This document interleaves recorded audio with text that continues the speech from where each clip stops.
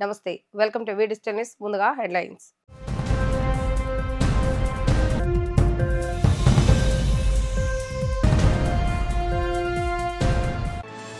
Society for vibrant Vijayawada ఆధ్వర్యంలో నిర్వహించిన దీపావళి వేడుకల్లో పాల్గొన్న ముఖ్యమంత్రి నారా చంద్రబాబు నాయుడు. రాజకీయ మూర్ఖత్వంతో ఇష్టానుసారంగా మాట్లాడే వ్యక్తులు బాగుపడరని విమర్శ.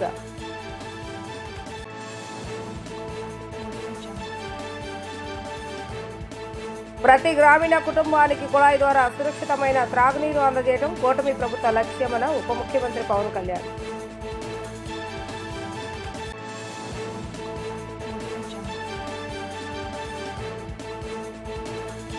ఆస్ట్రేలియాలోని తెలుగు డయాస్పోరా సమావేశానికి హాజరైన మంత్రి నారా లోకేష్. ఏపీ ప్రగతి కోసం ఎన్ఆర్ఐలు బ్రాండ్ అంబాసిడర్గా మారాలని పిలుపు.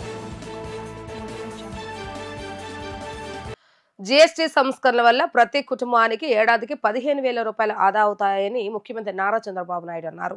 రాజకీయ మూర్ఖత్వంతో ఇష్టానుసారంగా మాట్లాడే వ్యక్తులు బాగుపడారని ఆయన విమర్శించారు. అలాంటి వారి మాటలు ప్రజలు విశ్వసించరని ఆయన అన్నారు. సొసైటీ ఫర్ వైబ్రెంట్ విజయవాడ ఆధ్వర్యంలో నగరంలోని పున్నమి ఘాట్ వద్ద నిర్వహించిన దీపావళి వేడుకలకు సీఎం చంద్రబాబు నాయుడు ముఖ్య అతిథిగా హాజరయ్యారు. ఈ సందర్భంగా కార్యక్రమాన్ని ఉద్దేశించి ఆయన మాట్లాడుతూ దసరా అంటే విజయవాడ గుర్తొచ్చేలాగా వైబ్రెంట్ విజయవాడ సొసైటీ ఆధ్వర్యంలో దసరా ఘనంగా చేశారని సంతోషం వ్యక్తం చేశారు. నరకాసుడి హత్య జరిగిన రోజున దీపావళి జరుపుకుంటామని వివరించారు. 2019-24 మధ్య రాష్ట్రాన్ని పట్టి పీడించిన రాక్షసుడిని ప్రజలు ఓడించారు. మళ్లీ రాష్ట్రంలో వైకుంఠపాళి వద్ద మళ్లీ వైకుంఠపాళి వస్తే నాశనం అవుతుందని హెచ్చరించారు. డబుల్ ఇంజిన్ సర్కార్ వల్ల ఏపీకి అన్ని పనులు జరుగుతున్నాయి. వెంటిలేటర్పై ఉన్న రాష్ట్ర ఆర్థిక వ్యవస్థను గాడిన పెట్టాం. చరిత్రలో ఎన్నడూ ఇవ్వని విధంగా పింఛన్లు, సంక్షేమ పథకాలు ఇస్తున్నామని పేర్కొన్నారు. అమరావతిలో పనులు మళ్లీ ట్రాక్లో పడ్డాయని స్పష్టం చేశారు. 3 ఏళ్లలో 60,000 కోట్ల విలువైన పనులు పూర్తి చేస్తామని సీఎం ధీమా వ్యక్తం చేశారు. ఏపీలో గూగుల్ $15 బిలియన్ల పెట్టుబడి పెడుతుందని ఆనందాన్ని వ్యక్తం చేశారు. ఏఐ వల్ల 10 ఏళ్లలో ఊహించని అభివృద్ధి రాష్ట్రంలో జరుగుతుంది. ఏఐకి చిరునామాగా ఏపీ ఉంటే విశాఖ దానికి హెడ్ క్వార్టర్గా ఉంటుందని ఆయన స్పష్టం చేశారు. ఈరోజు రాష్ట్రం మొత్తం చూస్తే పెద్ద ఎత్తున మొన్నే దసరా ఎప్పుడు ఇటీవల కాలం నేను ఎప్పుడూ చూడలేదు. ఇక్కడే ఉన్నారు వైబ్రెంట్ విజయవాడ సొసైటీ చాలా బ్రహ్మాండంగా చేశారు. మొన్న నేను చూసిన తర్వాత నాకు అనిపించింది శభాష్ విజయవాడ, ఏమైనా చేసే శక్తి సామర్థ్యాలు ఈ విజయవాడకు ఉన్నాయని చెప్పి కూడా నేను మీకు తెలియజేస్తున్నా. ఒక కార్యక్రమం కాదు, చాలా బాగా జరిగాయి. సాంస్కృతిక కార్యక్రమాలు జరిగాయి. ఆ 11 రోజులు ఒకప్పుడు దసరా అంటే గుర్తొచ్చేది కలకత్తా, మైసూరు గుర్తొచ్చేది. ఈసారి దసరా అంటే గుర్తొచ్చేది మన విజయవాడ అని చెప్పి కూడా మరొక్కసారి మీ అందరికీ విజ్ఞప్తి చేస్తున్నాం. ఈరోజు మనందరం కూడా గుర్తుపెట్టుకోవాలి, మన పెద్దలు పండుగలకి ఒక శాస్త్రీయత ఉంది. ఈరోజు దీపావళి జరుపుకుంటున్నాం.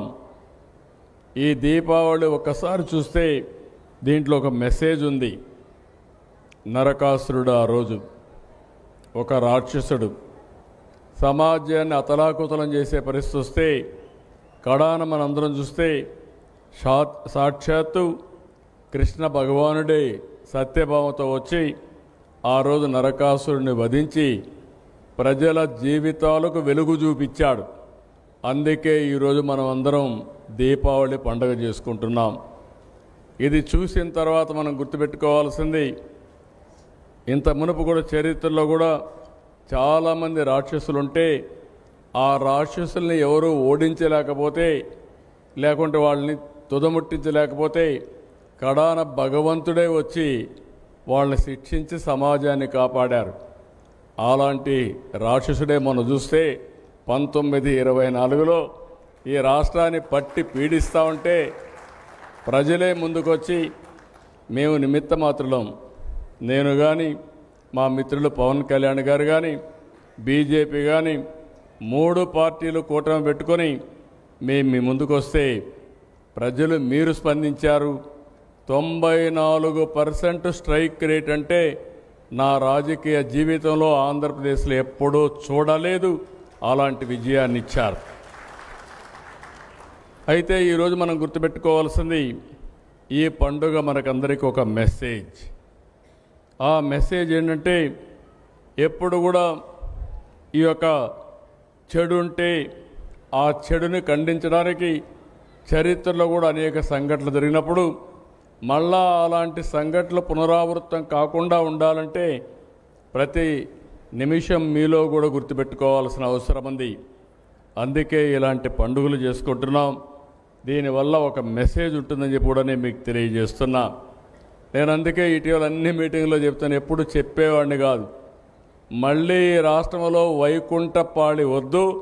ఆ వైకుంఠపాళి ఉంటే మాత్రం మన జీవితాలు ఎప్పుడూ బాగుపడవని మరొక్కసారి పండగ పూట అందరికీ విజ్ఞప్తి చేస్తున్నా. రాష్ట్ర వ్యాప్తంగా జల్ జీవన్ మిషన్ పనులు వేగం పుంజుకున్నాయని డిప్యూటీ సీఎం పవన్ కళ్యాణ్ అన్నారు. ప్రతి ఇంటికి స్వచ్ఛమైన త్రాగునీరు, ప్రతి గ్రామానికి రక్షిత నీటి భద్రత లక్ష్యంగా కూటమి ప్రభుత్వం ముందుకు వెళ్తుందని తెలిపారు. ఈ పనుల వేగవంతానికి పక్కా ప్రణాళికలతో ముందుకు వెళ్తామని అన్నారు. ప్రతి గ్రామీణ కుటుంబానికి కుళాయి ద్వారా సురక్షితమైన త్రాగునీరు అందజేయడం ద్వారా ప్రజలకు ఆరోగ్య భద్రత కల్పించే విధంగా ప్రణాళికలు అమలు చేస్తున్నారు.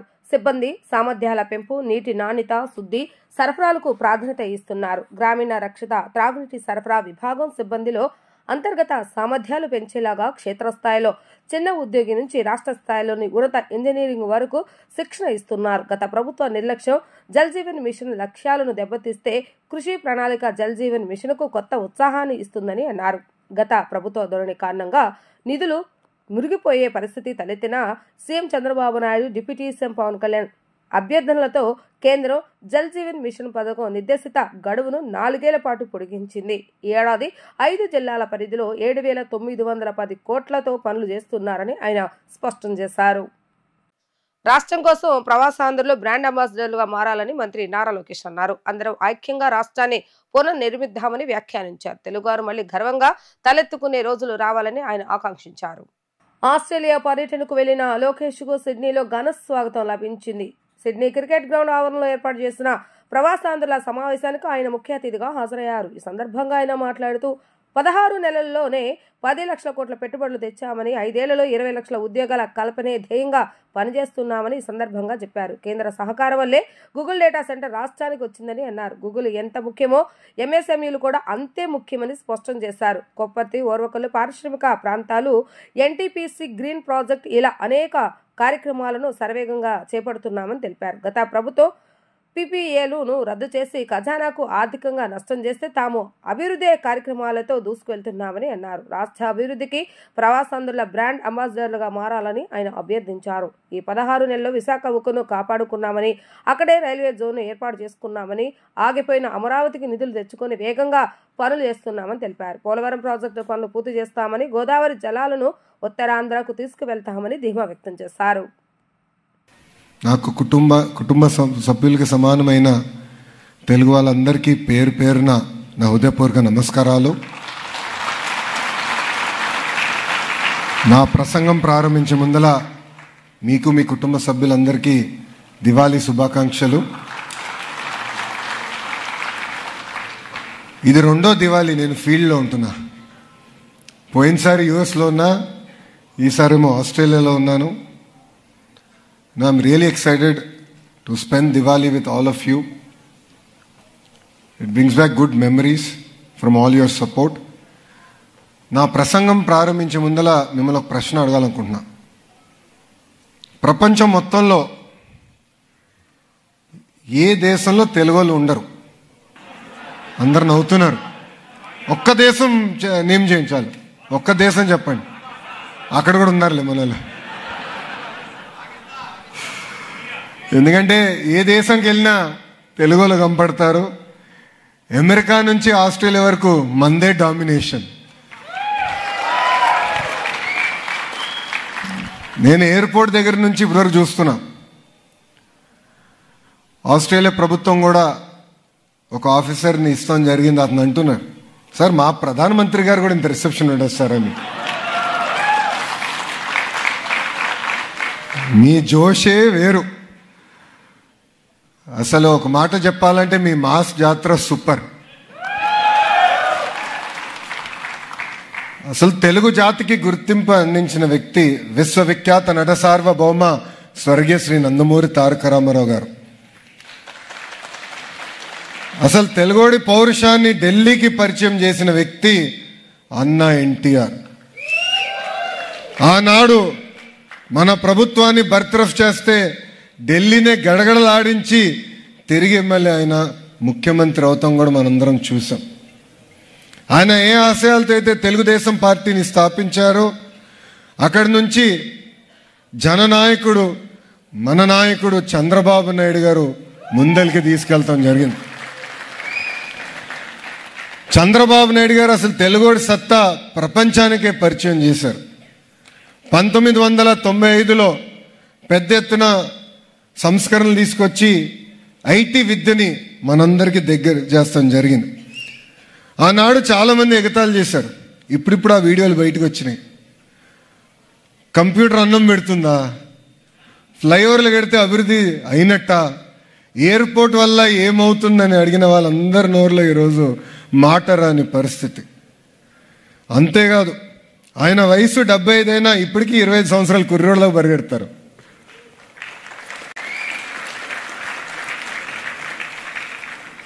ఆయన మినిస్ట్రీలో చాలా మంది యువకులున్నాం, ఇప్పటికీ ఆయన స్పీడ్ మేము అందుకోలేకపోతున్నాం. ఆయన క్వాంటమ్ కంప్యూటర్ అంటే నాకే అర్థం లేదు. నేను చాట్ జీపీటీకి వెళ్ళి ఎత్తికా క్వాంటమ్ కంప్యూటర్ అంటే ఏంట్రా బాబు అని. అంటే is always ahead of his time. అందుకే మనం ఆయన్ని విజనరీ అంటాం, ఇంకొక ఆయన్ని ప్రిజనరీ అంటాం. అర్థమైందా రాజా? అర్థమైందా రాజా?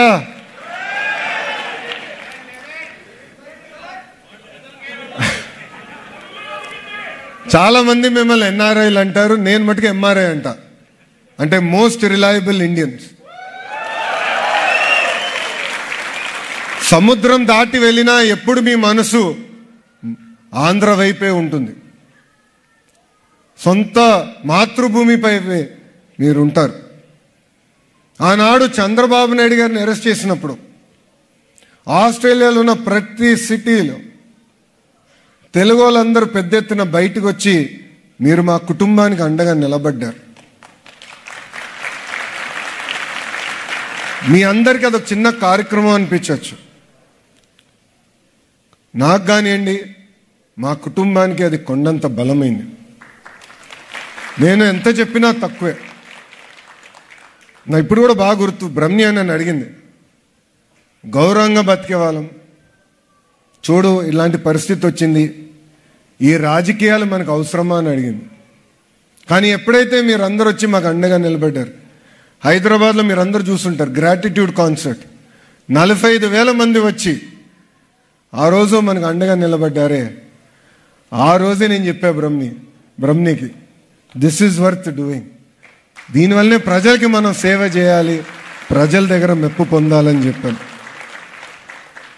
అంతేకాదు 2024 ఎన్నికల్లో సొంత రాష్ట్రాన్ని కాపాడేదానికి ఇదేదో తెలుగుదేశం పార్టీ ఎన్నికల్లో, జనసేన ఎన్నికల్లో, లేదంటే భారతీయ జనతా పార్టీ ఎన్నికల్లాగా మీరు చూడలా, ఇది మీ సొంత ఎన్నికల్లాగా చూశారు. అంటే మీరే ఒక ఎమ్మెల్యేగా ఎంపీగా నిలబడితే ఎంత కష్టపడతారో ఇక్కడున్న ప్రతి వ్యక్తి కష్టపడ్డారు. మీలో చాలా మంది రవి గారు ఆనాడు పిలిపిస్తే పెద్ద ఎత్తున ఫోన్ కాల్స్ చేశారు. కొంతమంది 4,000 5,000 మందికి ఫోన్ కాల్స్ చేశారు. కొంతమంది పనులను ఆపేసుకుని తిరిగి మీ నియోజకవర్గం అంటే జన్మించిన నియోజకవర్గానికి వెళ్ళి అక్కడ ఎమ్మెల్యే ఎవరో పట్టించుకోలేదు, ఎంపీ ఎవరో మీరు పట్టించుకోలేదు, కూటమి గెలిపించాలని అహర్నిశలు కష్టపడ్డారే, దాని ఫలితమే 94% సీట్లు ఈరోజు కూటమి ప్రభుత్వం గెలిచింది. గెలుస్తోంది నాకు తెలుసు, డేటా చూసినప్పుడు గెలుస్తోంది తెలుసు, కానీ ఇలాంటి వేవ్ వస్తుందని ఏనాడు మేము ఊహించలేదు. దాని వెనకాల ఇక్కడ ఉన్న ప్రతి వ్యక్తి కష్టం ఉందని ఈ సభాముఖంగా మీ అందరికీ నేను తెలియజేస్తున్నాను. మీరు మాకు అద్భుతమైన మ్యాండేట్ ఇచ్చారు. 50 మంది శాసనసభ్యులు ఫస్ట్ టైమర్స్, దాంట్లో నేను కూడా ఫస్ట్ టైమర్ని. 25 మంత్రుల్లో 17 మంది మంత్రులు ఫస్ట్ టైమర్స్. అంటే ఒక కసితో, ఒక పట్టుదలతో రాష్ట్రాన్ని అభివృద్ధి చేద్దాం. 1995లో ఏ మ్యాజిక్ అయితే చంద్రబాబు నాయుడు గారు చేసి తెలుగు వాళ్ళు మొత్తం తలెత్తుకుని తిరిగే పరిస్థితి తీసుకొచ్చారే, అదే మ్యాజిక్ మళ్ళీ చేయాలనే కష్టంతో అహర్నిశలు మేమందరం పనిచేస్తున్నాం. అభివృద్ధి సంక్షేమం అనేది జోడెద్దుల బండి, రెండు కలిసికట్టుగా ముందలు తీసుకెళ్ళాలి. గత 16 నెలలు మీరు ఒక్కసారి చూస్తే ఏ రాష్ట్రానికి రాని విధంగా 10 లక్షల కోట్ల పెట్టుబడి ఒక్క ఆంధ్ర రాష్ట్రానికే సొంతమైంది. జీఎస్టీ సంస్కరణల వల్ల వ్యాపారులకు కలుగుతున్న ప్రయోజనాలు తెలుసుకునేందుకు సీఎం చంద్రబాబు నాయుడు స్వయంగా విజయవాడ బి సెంటర్ లో పర్యటించారు. సూపర్ జీఎస్టీ సూపర్ సేవింగ్స్ కార్యక్రమంలో భాగంగా సీఎం చంద్రబాబు నాయుడు అక్కడికి వెళ్లారు. 180 మీటర్ల మేర కాలినడకనే దుకాణాల వద్దకు వెళ్లి వ్యాపారులతో మాట్లాడారు. తొలుత చింతలపూడి దుర్గారావు అనే వీధి వ్యాపారితో మాట్లాడారు. వారి సమస్యలను అడిగి తెలుసుకున్నారు. తాను ప్రమిదలు, జూట్ బ్యాగులు వ్యాపారం చేస్తున్నట్లుగా చంద్రబాబు నాయుడు తెలిపారు. అదేవిధంగా చెప్పుల వ్యాపారి చందలవాడ వెంకటకృష్ణారావుతో సీఎం మాట్లాడారు. ఆయన వ్యాపారం నడుస్తున్న తీరును అడిగి తెలుసుకున్నారు. సూపర్ జీఎస్టీ సూపర్ సేవింగ్స్ లో భాగంగా చెప్పులపై జీఎస్టీ ఎంత మేర తగ్గిందో సీఎం పరిశీలించారు. అక్కడి నుంచి వస్త్ర దుకాణంలో పనిచేస్తున్న గొడపర్తి లక్ష్మి అనే మహిళతో చంద్రబాబు నాయుడు మాట్లాడారు. అలాగే వ్యాపారాలు ఎక్కిలి బాలకృష్ణ, బొడ్డు శ్రీనివాసరావులతో మాట్లాడుతూ పన్ను తగ్గింపుతో దసరా, దీపావళి పండుగలకు విక్రయాలు ఏ మేరకు పెరిగాయని సీఎం ఆరా తీశారు. వ్యాపారులు జీఎస్టీ తగ్గింపు ప్రకారమే ధరలు వర్తింపజేస్తున్నారా లేదా అని ఆయన పరిశీలించారు. పలువురు కొనుగోలుదారులు అయితే సీఎంతో సెల్ఫీ తీసుకునేందుకు ఆరాటపడ్డారు. జీఎస్టీ సెలబ్రేషన్లు చేసుకుంటూ 30 రోజులుగా ఈ కార్యక్రమం చేశాం. దసరాతో ప్రారంభించాం, రేపు దీపావళితో ముగింపు చేస్తున్నాం. ఇలాంటి సభకు వచ్చినటువంటి సోదరీమణులందరికీ నమస్కారాలు. అందరికీ దీపావళి శుభాకాంక్షలు. మామూలుగా మీరు ఒకసారి చూస్తే గడిచిన 5 సంవత్సరాలు 1924 పండుగలే జరుపుకోలేదు. ఆ పరిస్థితిలో ఉన్నాం మనందరం. కానీ ఈరోజు సాధారణంగా 2 పండుగలు వస్తాయి మనకు. ఒకటి దసరా వస్తుంది, అది అవుతానే దీపావళి వస్తుంది. కానీ ఈరోజు మీరు చూస్తే ఈ సమయంలో, ఈ పవిత్రమైన సమయంలో సూపర్ జీఎస్టీ పండుగ నేను ఇప్పుడే చూశాను. ఎక్కడైతే బెసంత్ రోడ్డుకి వెళ్ళాను, చిరు వ్యాపారస్తులతో మాట్లాడాను, అక్కడ వినియోగదారులతో మాట్లాడాను. వాళ్ళ ఆనందం చూస్తే చాలా సంతోషం కలిగింది. ఒకప్పుడు 4 వస్తువులు కొంటే ఈరోజు అదనంగా 1 వస్తువు కొంటున్నాం. అది ఈ జీఎస్టీ వల్ల లాభం వచ్చిందని ప్రతి ఒక్కరు చెప్పినప్పుడు నాకు ఎక్కడా లేని ఆనందం కలిగిందని చెప్పి కూడా నేను మీకు తెలియజేస్తున్నా. ఈరోజు రాష్ట్రం మొత్తం చూస్తే పెద్ద ఎత్తున మొన్నే దసరా, ఎప్పుడు ఇటీవల కాలం నేను ఎప్పుడూ చూడలేదు. ఇక్కడే ఉన్నారు వైబ్రెంట్ విజయవాడ సొసైటీ, చాలా బ్రహ్మాండంగా చేశారు. మొన్న నేను చూసిన తర్వాత నాకు అనిపించింది, శబాష్ విజయవాడ, ఏమైనా చేసే శక్తి సామర్థ్యాలు ఈ విజయవాడకు ఉన్నాయని చెప్పి కూడా నేను మీకు తెలియజేస్తున్నా. ఒక కార్యక్రమం కాదు, చాలా బాగా జరిగాయి. సాంస్కృతిక కార్యక్రమాలు జరిగాయి. ఆ 11 రోజులు ఒకప్పుడు దసరా అంటే గుర్తొచ్చేది కలకత్తా, మైసూరు గుర్తొచ్చేది. ఈసారి దసరా అంటే గుర్తొచ్చేది మన విజయవాడ అని చెప్పి కూడా మరొక్కసారి మీ అందరికీ విజ్ఞప్తి చేస్తున్నాం. విజయవాడ ఏలూరు రోడ్లో అగ్ని ప్రమాదం సంభవించింది. స్థానిక జయసూర్య మెడికల్ షాప్ లో తెల్లవారుజామున పెద్ద ఎత్తున పొగలు, మంటలు వ్యాపించడాన్ని గుర్తించిన స్థానికులు అగ్నిమాపక సిబ్బందికి సమాచారాన్ని అందజేశారు. హుటాహుటిన ఘటనా స్థలానికి చేరుకున్న పోలీసులు మంటలను చుట్టుపక్కలకు వ్యాపించకుండా అదుపు చేశారు.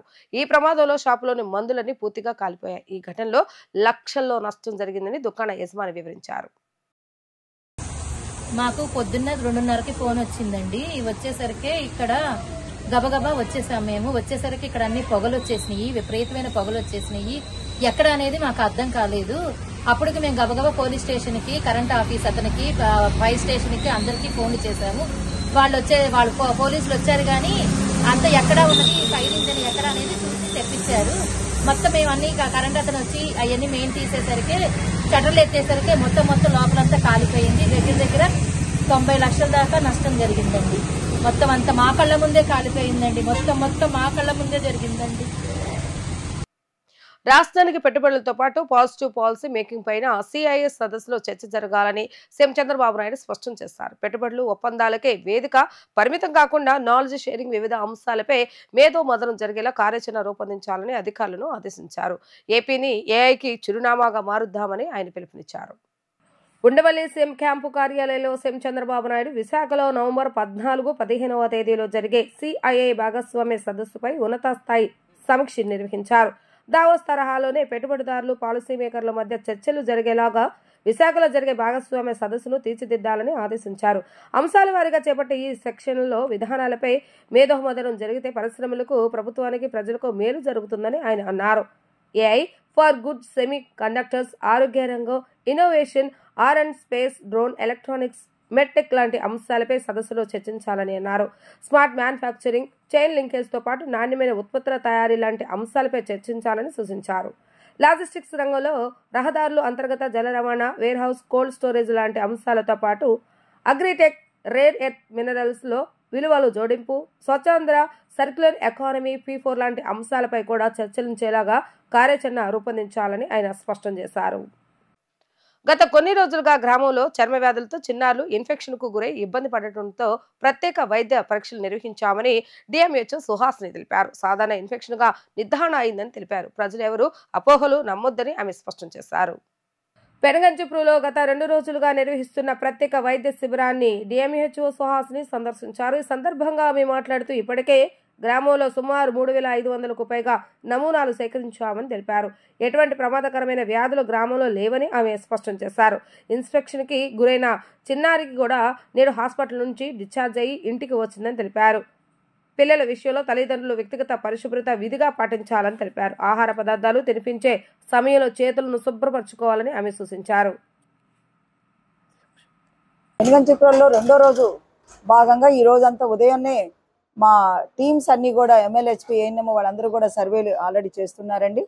సో ఈరోజు మేము నిన్నటి అంతా కూడా మొత్తం అంతా సర్వేలో ఇక్కడున్న హౌస్ హోల్డ్స్ తీసుకుంటే 3,911 గాను 3,178 హౌసెస్ నిన్న చేయటం జరిగింది. సో అందులో మొత్తంగా మేము పిల్లల్ని 0 to 5 years వాళ్ళని 808 మందిని మేము మొత్తం కూడా పిల్లల్ని కూడా సర్వేలో మేము చూడటం జరిగింది. సో ఆ దాంట్లో కూడా ఏ ఒక్కళ్ళు కూడా అక్కడ మనకి ఇటువంటి దాంతో వ్యాధితో ఉన్న వాళ్ళు ఎవరు కూడా లేరండి. సో యాక్టివ్ కేసెస్ ఒకటి వాళ్ళ ఇంట్లో ఆల్రెడీ పెద్ద పాప ఆల్రెడీ తగ్గిపోయి ఉంది. వాళ్ళ ఇంటి ఎదురుగా ఉన్న ఒక చిన్న పాపకి కొంచెం వేరియంట్ ఆఫ్ లీజన్ ఉంది. సో అది కూడా ఆల్రెడీ తగ్గిపోయింది. సో యాక్టివ్ కేసు ఒకటండి. దట్ యాక్టివ్ కేసు అనేది గవర్నమెంట్ జనరల్ హాస్పిటల్ నిన్న పంపించి అక్కడికి మేము అడ్మిట్ చేశాము. ఆ కేసు కూడా చాలా బాగుంది. ఇప్పుడు ఆల్రెడీ నేను మాట్లాడాను, వాళ్ళు ఆ పాపను కూడా డిశ్చార్జ్ చేసేసారు. సో పాప కూడా ఇంకొద్దిసేపట్లో ఇక్కడికి వచ్చేస్తుంది. కాబట్టి అందరూ చాలా మంది ఇదేదో కొత్త వ్యాధి, వింత వ్యాధి అని అనుకుంటున్నారు. దయచేసి మీ అందరికీ కూడా చెప్తున్నాను, ఇది కొత్త వ్యాధి, వింత వ్యాధి, మందులకి ఒకవేళ ఇది అవ్వదేమో, ఎటువంటి ఏదైనా ప్రమాణాలకి దారితీస్తుందేమో అని చాలా మంది కూడా భయభ్రాంతులు అవుతున్నారు అన్నట్టుగా కొన్ని విదంతులు అనేది నాకు వినిపిస్తున్నాయి. కానీ ఎవరు కూడా అలా భయపడాల్సిన అవసరం లేదండి. సో ఇప్పుడు ఇక్కడ చేస్తే కూడా మీకు పరిస్థితులని కూడా ఇక్కడ చూస్తున్నా కూడా, ఇక్కడ ఇంత మెడికల్ క్యాంప్ పెడుతున్నా కూడా అలాంటి వాళ్ళు కూడా మనకి పిల్లలు కూడా ఎవరు లేరు. సర్వేలో కూడా మనకి కూడా ఎక్కడ కూడా కేసులు లేవు. ఆ ఉన్న ఒక్క యాక్టివ్ కేసు కూడా ఇక్కడికి వచ్చేసింది. కాబట్టి ఎవరు భయపడాల్సిన అవసరం లేదు. ముఖ్యంగా అందరూ పిల్లలు ముందు చేతులు శుభ్రపరచుకోవడం అనేది చాలా ఇంపార్టెంట్ థింగ్ అండి. పిల్లల్ని ఎత్తుకునేటప్పుడు, వాళ్ళకి ఏదైనా పెట్టేటప్పుడు కూడా చేతులు శుభ్రపరచుకొని వాళ్ళకి పెడితే బాగుంటుంది. కాబట్టి ఇలాంటి అవేర్నెస్ అనేది అందరూ కూడా తీసుకోవాలి. వ్యక్తిగత పరిశుభ్రత అట్లానే పరిసరాల పరిశుభ్రత అనేది చాలా అవసరము. కాబట్టి ఎవరు భయపడాల్సిన అవసరం లేదండి. మెడికల్ కళాశాలను ప్రైవేటు పరానికి అప్పజెప్పడాన్ని ఆందోళనకరమైన విషయమని రిటైర్డ్ ఐఏఎస్ అధికారి పివి రమేష్ అన్నారు. గూగుల్ సంస్థకు విశాఖలో 22,000 కోట్లు ఇస్తున్నారని, కానీ మెడికల్ కళాశాలకు 5,000 కోట్లు ఖర్చు చేయలేకపోవడం గమనార్హమని అన్నారు. PPP అనేది పారదర్శకంగా ఉండదని, పేదలకు వైద్యం అందదని చెప్పుకొచ్చారు. ప్రభుత్వ మెడికల్ కళాశాలను PPPలను వ్యతిరేకిస్తూ విజయవాడ ఎంబీ భవన్లో రాష్ట్ర సదస్సు నిర్వహించారు. ఈ సదస్సులో రిటైర్డ్ ఐఏఎస్ అధికారి పివి రమేష్, సిపిఐ సిపిఎం రాష్ట్ర కార్యదర్శులు కె రామకృష్ణ, వి శ్రీనివాసరావు, మాజీ మంత్రి వెడ్డే శోభనాధీశ్వరరావు, కాంగ్రెస్ పార్టీ నాయకులు ఎస్ తులసిరెడ్డి, మాజీ ఎమ్మెల్సీ కెఎస్ లక్ష్మణరావు, జ్ఞాన విజ్ఞాన వేదిక రాష్ట్ర అధ్యక్షులు వల్లారెడ్డి లక్ష్మీరెడ్డి తదితరులు పాల్గొన్నారు. ఈ సందర్భంగా పివి రమేష్ మాధ్యప్రదేశ్లో ప్రభుత్వాలు మారుతున్న ఆరోగ్య రంగంలో మార్పులు రావటం లేదని, సంవత్సరాలు గడిచే కొద్దీ ప్రభుత్వాలు తమ బాధ్యత నుంచి తప్పుకుంటూ ప్రైవేట్ రంగానికి వైద్యాన్ని అప్పచెప్పడం ఆందోళనకరమైనటువంటి అంశంగా రమేష్ పేర్కొన్నారు. గూగుల్కి వచ్చే ప్రాఫిట్తో ఆంధ్రప్రదేశ్ మొత్తాన్ని బడ్జెట్నంతా కూడా 4 సంవత్సరాల పాటు గూగుల్ సంస్థ ఇవ్వచ్చు. 9 లక్షల కోట్ల ఆదాయం నికర ఆదాయం, రెవెన్యూ 32 లక్షల కోట్లు. అంటే 10 సంవత్సరాల పాటు ఆంధ్రప్రదేశ్ని బతికించవచ్చు. వాళ్ళకి మనం 22,000 కోట్లు ఇస్తున్నాం. కానీ మెడికల్ కాలేజెస్కి 5,000 కోట్లు ఖర్చు పెట్టడానికి. కాబట్టి ఎప్పుడైనా కూడా health is not an expenditure, it is an investment. అది పెట్టుబడి, అది ఖర్చు కాదు. మనం ఖర్చు కింద చూసినట్లయితే మనం అసలు ప్రజలకి ఆరోగ్యం ఉండదు, ఆరోగ్యం లేకపోతే అభివృద్ధి ఉండదు. ఒక్క ట్యూబర్కులోసిస్ వల్లనే మన దేశంలో సంవత్సరానికి 0.5% జీడిపి తగ్గుతోంది. ఎందుకంటే వాళ్ళు ఉన్న 25 లక్షల మంది కంట్రిబ్యూట్ చేయడం లేదు ఎకానమీకి, 2 మందుల మీద, డాక్టర్ ఎక్స్పెండిచర్ మీద. కాబట్టి నేను చెప్పదలుచుకున్నది ఏమిటంటే, ఈ పీపీపీ మీద 2 అంశాలు ముఖ్యమంత్రి గారు ప్రస్తావించారు. ఒకటి ఏమిటంటే డబ్బులు లేవు కాబట్టి మేము డబ్బులు తీయలేం కాబట్టి 20 సంవత్సరాలు అంటే అసలు ప్రభుత్వం నాకేమనిపిస్తోందంటే, ప్రభుత్వం కోర్ రెస్పాన్సిబిలిటీస్ ఒక పోలీస్ వ్యవస్థ తప్ప, అది కూడా దాంట్లో నిర్వీర్యమైపోయింది, అది వేరే విషయం. మిగిలిన వ్యవస్థల్లో అస్సలు కెపాసిటీ లేదు, మేనేజ్మెంట్ కెపాసిటీ అస్సలు లేదు. నేను గమనించింది కూడా ఎడ్యుకేషన్, హెల్త్ కేర్లో సెక్రటరీలుగా వెళ్ళడానికి ఎవరు ఇష్టపడరు, డబ్బులు చేసుకునేవాళ్ళు తప్ప. ఎందుకంటే చాలా కష్టం, చాలా there is no intensity of management. ఇక్కడ ఈ వ్యవస్థలో చాలా క్లారిటీ, ఎంత ఈ వ్యవస్థని ఎంతగా చెడగొట్టారు అంటే, ఒక విధంగా మా కొలీగ్సే రెవెన్యూ డిపార్ట్మెంట్ని ఎలా మేనేజ్ చేస్తారో హెల్త్ డిపార్ట్మెంట్ కూడా అలాగే మేనేజ్ చేయడం వలన, పాలసీ క్లారిటీ లేకపోవడం వలన, ఇది నా ఉద్దేశంలో ఇప్పుడు మనం ఎవరము ఇప్పుడు మధ్యతరగతి వాళ్ళు కూడా ప్రభుత్వ ఆసుపత్రికి వెళ్ళడం లేదు. నేను సర్వీస్లో చేరినప్పుడు 40 సంవత్సరాల క్రితం మా పిల్లలిద్దరూ కూడా గవర్నమెంట్ హాస్పిటల్లో పుట్టారు.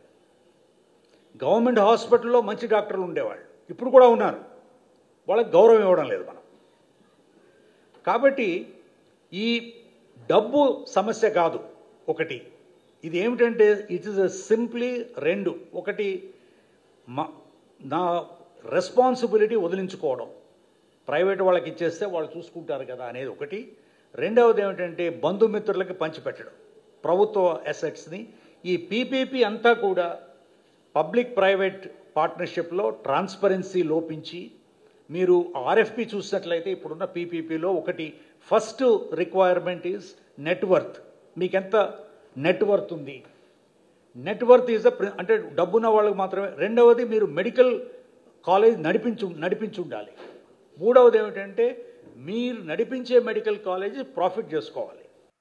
ఇంద్రకీలాద్రిపై వేంచేసి ఉన్న శ్రీ కనకదుర్గమ్మ వారి సన్నిధిలో మహాలక్ష్మి యాగాన్ని శాస్త్రోక్తంగా నిర్వహించారు. దేవస్థాన యాగశాలలో స్థానాచారులతో పాటు ఋత్వికులు పాల్గొని మహాలక్ష్మి అమ్మవారి ప్రీత్యార్థం ఈ యాగాన్ని జరిపించారు.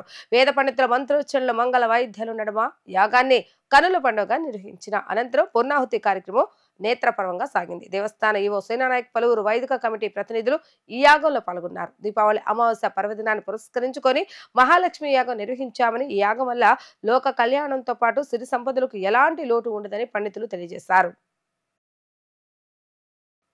వార్తలు ముగించే ముందు హెడ్లైన్స్ మరొకసారి.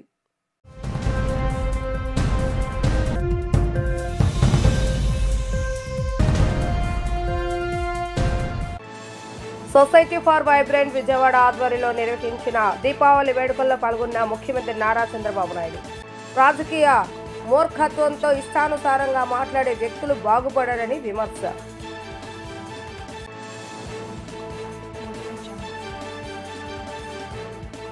ప్రతి గ్రామీణ కుటుంబానికి కుళాయి ద్వారా సురక్షితమైన త్రాగునీరు అందజేయడం కూటమి ప్రభుత్వ లక్ష్యమన్న ఉప ముఖ్యమంత్రి పవన్ కళ్యాణ్.